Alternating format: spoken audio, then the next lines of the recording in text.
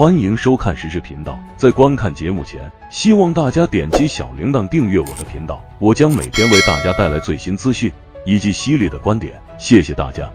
7月17日，美国《华盛顿邮报》在晨间报道里报道，中共中央政治局常委、全国政协主席汪洋在最近一次的国家安全会议上，针对目前香港的局势，掷笔有声地说，实施香港版国安法肯定会遇到很多困难，肯定会一波三折。面对这些困难和波折，我们一定要未雨绸缪，必要时要敢于硬碰硬，要勇于说不。华盛顿邮报的此番报道是引述北京高层消息人士的话说的。内线人士说，中共高层在本月上旬召开了一次关于香港形势的围桌会议，参加会议的不是来自于港澳台系统，就是来自于政法系统，还有相当一部分是来自于国家安全系统。会议对最近一个时期香港态势的发展进行了严谨的评估与权衡，对相关热点问题进行热烈的分析与探讨。与会人员的发言中，最引人注意的就是汪洋的发言。汪洋说，在香港地区推行国家安全法，我们踩了很多人的马尾巴，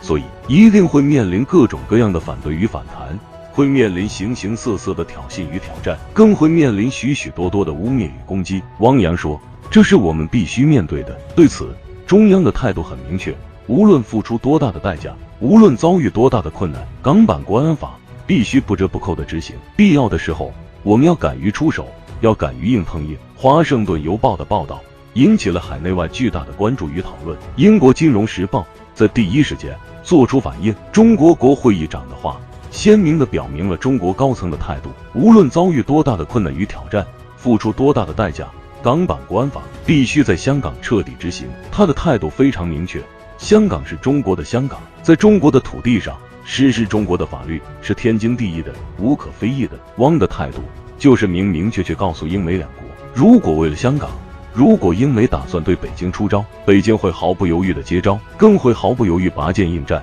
关心这件事的还有西班牙媒体。作为同样面临分离主义之苦的国家，西班牙人对中国给予了更多的同情。西班牙马德里日报发表评论说，一个时期以来，西方在香港制造的这场颜色革命是对中国主权的极其严重的挑衅。美国对中国的认识还停在20世纪90年代的水平，他们认为只要他们吵一吵，闹一闹，辱骂两句，恐吓几声，中国人最终会屈服。但是这次他们错了，从去年到现在，不但他们期望的由香港街头暴乱触发中国的街头民主运动没有出现，相反，他们看到的是中国14亿人民的巨大团结，这让西方政客和媒体迷惑不解。但是汪洋的回答则直接告诉了他们答案。西班牙的另外一个著名媒体《战斗报》也在第一时间迅速做出反应。中国人在香港的立场让我们想起了我们的加泰罗尼亚分离主义势力上的立场。香港发生的一切如果同样爆发在巴塞罗那的街头，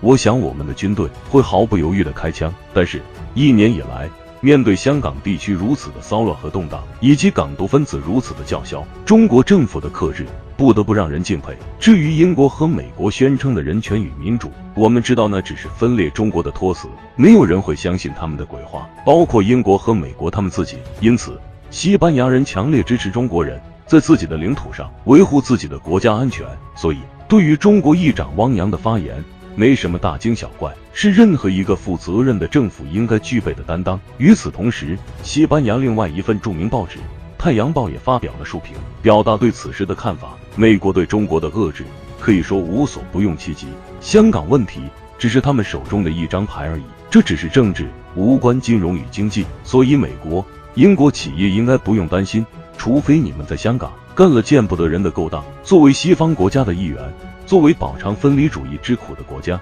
我们西班牙会坚决支持中国人维护自己的国家安全。我们的政府也绝不会跟着英美起舞。加拿大和澳大利亚不是独立的国家，他们只会用屁股思考问题。对这2个国家，中国完全不必介怀，该出手就出手。西方媒体的评论当然见仁见智，有一些还不乏浓厚的意识形态色彩和西方式的偏见。但是随着时间的发展，我们也欣喜地发现，西方国家在对待香港问题上绝非铁板一块，同情中国的越来越多，反对的人会越来越少。诚然如此，自从6月初中央政府决定在香港实施国家安全法以来，西方的诽谤与觊觎一直不断，威胁声、叫嚣声、辱骂声生生此起彼伏，政治棒、经济棒、军事棒，棒棒劈头盖脸。其中跳得最高的、喊得最凶的，当属美国，其次是英国，另外还有加拿大和澳大利亚。其他的国家顶多也就是顺嘴吆喝两嗓子，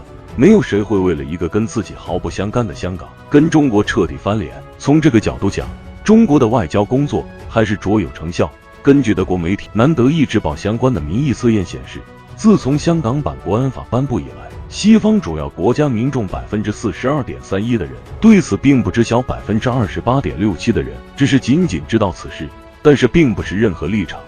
16.35%的人支持中国的立场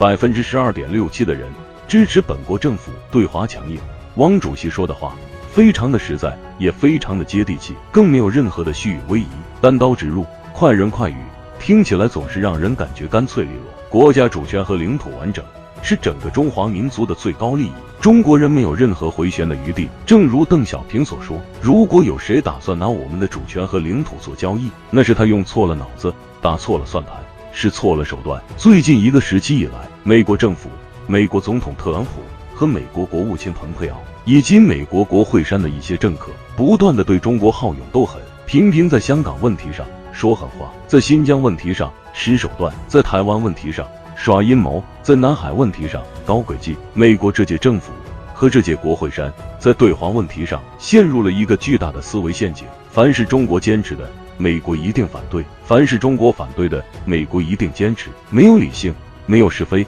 没有底线，更没有基本的道德评判。整个美国的外交政策仿佛陷入了一种斗气和较劲的思想怪圈，整个美国就如同高速公路上失去控制的跑车，带着惯性和偏见，迅速冲入远方的无底深渊。西方民间有这样一句谚语：你永远无法叫醒装睡的人。既然美国方面在反华的道路上不肯醒来，我们也没有必要委曲求全，跟一个没有理性的政府打交道。最大的忌讳就是讲道理，兵来将挡，水来土掩。有的时候拳头比嘴巴更有用。没有永远的敌人，更没有永远的朋友，只有永恒的利益。英国先贤的真知灼见告诉我们中国人，千万不要用感情的眼光来观察国际风云变幻。世界上的离合聚散，国际间的纵横捭阖，地球上潮起潮落，都是如此而已。所以我们要习惯任何人的忽冷忽热，也要看淡任何人的渐行渐远。发生在香港的问题其实很简单，被踩了马尾巴的人和国家肯定哭天抢地，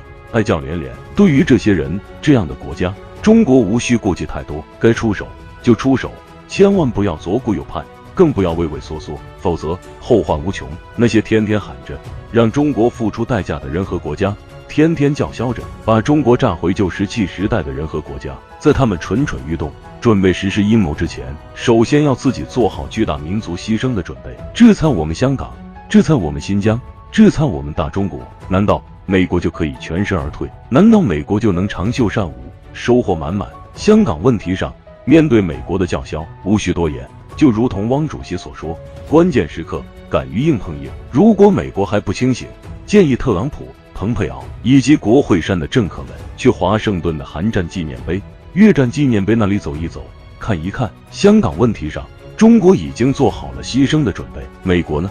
目前的中国虽然还达不到如日中天的程度，但也确实在国际上拥有强大的影响力。不管愿意不愿意，绝大多数国家都想从与中国的合作中获益，或走出危机。而不与中国合作，甚至是与中国冲突的结果，是肯定要付出代价的。中国构建人类命运共同体的理念或倡议，虽然还没有得到普遍接受和认可，但维持多边主义推进全球化进程，这本身就是异曲同工，强调的就是一荣俱荣，一损俱损，合作才能共赢的道理。如今中国已经率先走出了疫情危机，二季度经济数据表明，中国也将率先走出经济困境。而中国在抗疫和在恢复经济中所在一次爆发出来的强大动能，令美国汗颜。目前世界大多数的抗疫防疫物资是由中国提供的，中国经济强势恢复将成为世界经济复苏的强劲动力。不管是贸易战还是制裁或者军事威胁与讹诈，对中国机构不成重大的伤害，也威慑不住中国。不管美国如何挑衅与威胁，中国照样该干啥干啥。中国道路不变，发展计划不变，崛起之势不变，国力和国际影响力一直在提升。重要的是世界合作大势也在逐步形成，而美国也越来越孤立无援，这令美国非常心痛，恐惧不已。而美国却还在向深渊下滑之中，美国应当怎么办？除了歇斯底里，还是歇斯底里。目前川普已把美国彻底整乱了套，也把世界弄了个稀烂。接下来不管谁继续当政，这个烂摊子都难以收拾。虽然明知与中国合作，美国才能大程度上获益，可就是不甘心中国复兴强国，明知自己承受不了冲突的代价，可就是不到黄河不死心，总是抱有中国最终会妥协退让的一丝丝幻想，总是幻想着永远独霸世界。理想是美好的，现实却是残酷的。美国已经是无能为力，青山挡不住，毕竟东流水。因此目前的美国有多疯狂，就是心中有多痛；对中国有多仇视，就是被中国打得有多痛。